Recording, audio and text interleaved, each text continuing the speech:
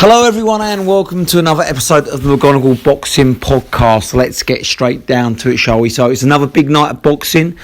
Benn versus Samuel Vargas, headlines to Wembley Arena live on Sky Sports tonight.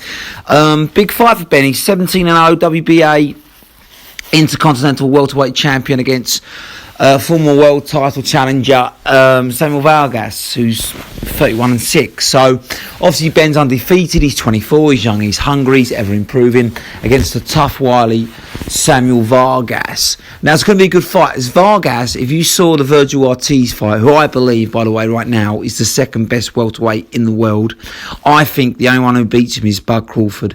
I think Spence would have beat him, but I don't think the Errol Spence of the day would beat him. I don't think Porter beats him, and I certainly don't think Furman beats him. He's a young, hungry lion who punches like a government mule. Huge reach as well. And he beat the bejesus out of Samuel Vargas, but Vargas kept coming. He kept engaging, and the ref literally had to pull him out. He is as tough and as game as they come. He's going to keep coming tonight, and he's going to get on Benn. He comes forward, he comes to fight.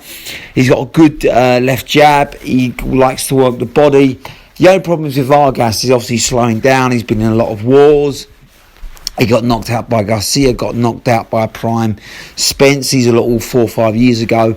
Obviously, his last fight, he took a beating against Virgil Ortiz. And obviously, he lost to Amir Khan on points. And he had a tooth-and-nail war with Colasso, which I think could have gone either way. So, he's had 40-odd fights.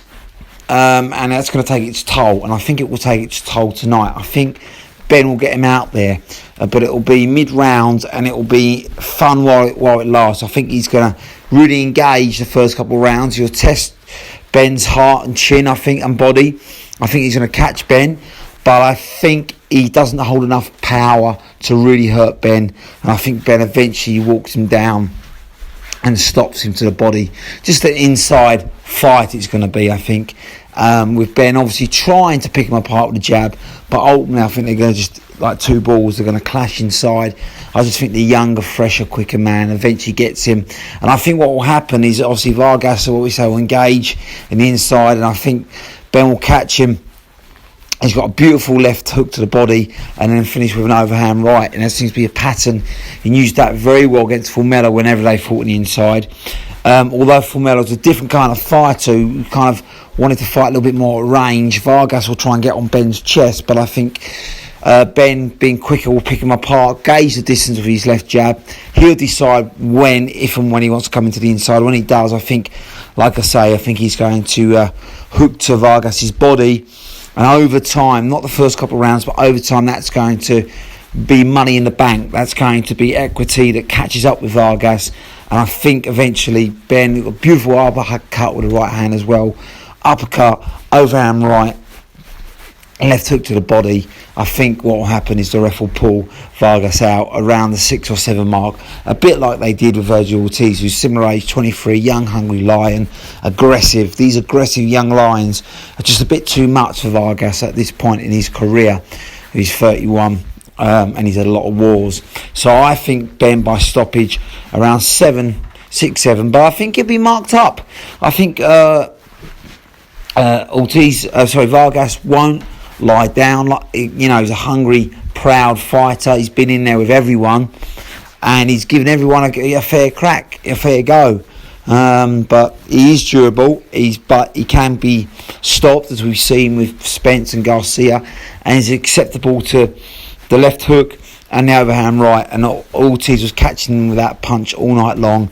And I think Tony Sims and I think Benn will have done their homework, and I think that will be the punch that he looks to land big and stops again Vargas. But it'll be fun. It'll be a bit of a tear up at times, I think, although I do expect the improvements which were shown with Formella to take place. I was very impressed with Benn's new head movement. He seemed to evade punches, still got caught a little bit, but far less than he did in his previous fights, where he was kind of having real toe-to-toe wars, and also he got floored.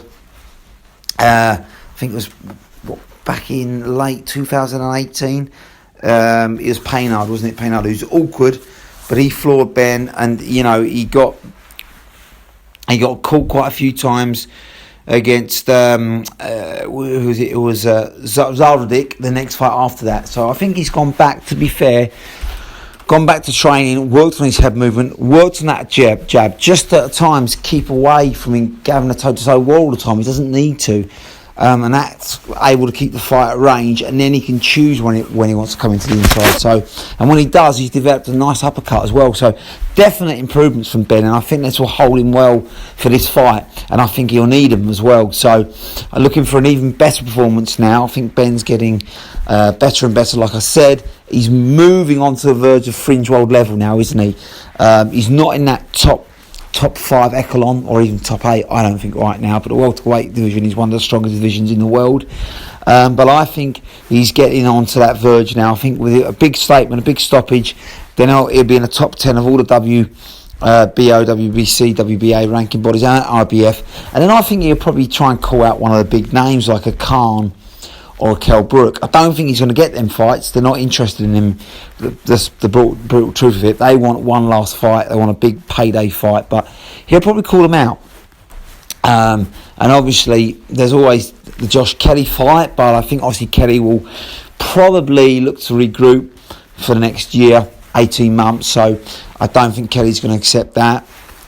So the next, obviously, logical fight would then be for the European title, which would David Avanesian. And if he beats him, then I think Benn gets into the top 5 of all the ranking bodies. And then you're looking at possible world title shots within, late 2022. That's how crazy things can escalate.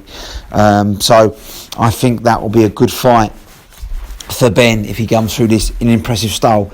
If it's a tear up, if it's a tooth and nail, if it's like a Colosso split decision win, then I think Benn needs to go back and regroup, because the top fighters like Ortiz did, like a Prime Spence did, they get rid of Vargas. And if Benn wants to make a statement, and older Vargas now as well, he needs to get rid of him. If he doesn't, then I think he just needs to slowly take his time again and just have a few fights again with the kind of fringe world level opponents of a Vargas. I don't think he should go for Avanesian if he doesn't perform well tonight, but I think he will do. I think he's getting better all the time, like I said, and I think that next step up will be Avanesian, which will be fantastic, because I don't think Brook or Kell Brook or Amir Khan will want any part of Conor Benn, although I expect the call out tonight. Now the next big fight on the card is obviously Courtenay Shannon, Ebony Bridges for the women's WBA bantamweight title. Now they both made weight. It's just under the 9 stone mark for the women. They're both looking good shape.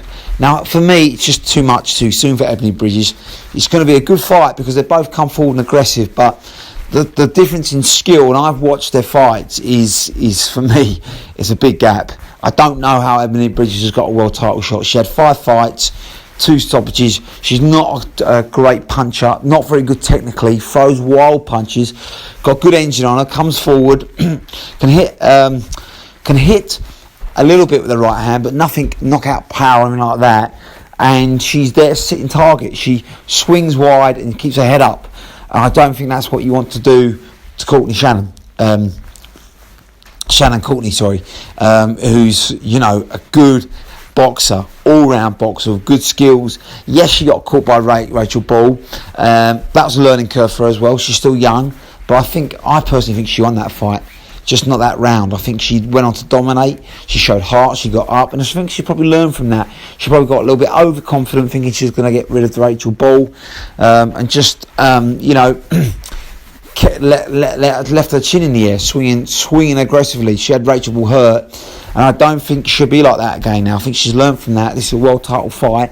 I think she's going to have a bit of a tighter guard when she throws, and I just think she's going to knock out Ebony Bridges. I think that overhand right reminds me a bit of a David Hay style. She kind of sets it up, waits, and then explodes. She's a very explosive fighter, Shannon Courtenay. And Ebony Bridges, I don't think, has got the movement, the boxing skill, or the defensive skills to get out of the way. And I think the fact she comes forward, she's going to be a sitting duck. I don't think the fight goes long. I think it's going to be an exciting fight, though. Both women come to fight. I don't think either one knows how to take a backward step or defensive stance. I just think Ebony Bridges, it's too much too soon. She knows how to sell herself. Obviously, the whole underwear scandal and all this, but it's good for her. She's got a good profile, big name.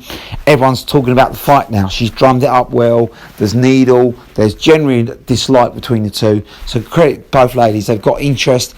Everyone's talking about it as much as the headliner fight, aren't they? Let's be honest. For a world title, I just can't see this one going long. I think Shannon Courtenay gets Bridges out there around round 2, round 3. It's going to be a good right at last. It's going to be explosive, but overhand right knocks out Ebony Bridges, and Britain have got another world champion, WBA, the bantamweight champion. So they're my predictions. Conor Benn, TKO stoppage on the ropes. The referee pulls out Vargas around round 6, round 7 tonight, and Vargas might even retire after this, realising that he's not going to get back to any big fights. And I think Shannon Courtenay knocks out Ebony Bridges early, around 2, round 3, KO, and she becomes the new WBA bantamweight women's champion. It's going to be a great action tonight. Tune in Sky Sports. I can't wait. We're going to do a post-fight review show tomorrow. Let's get it on.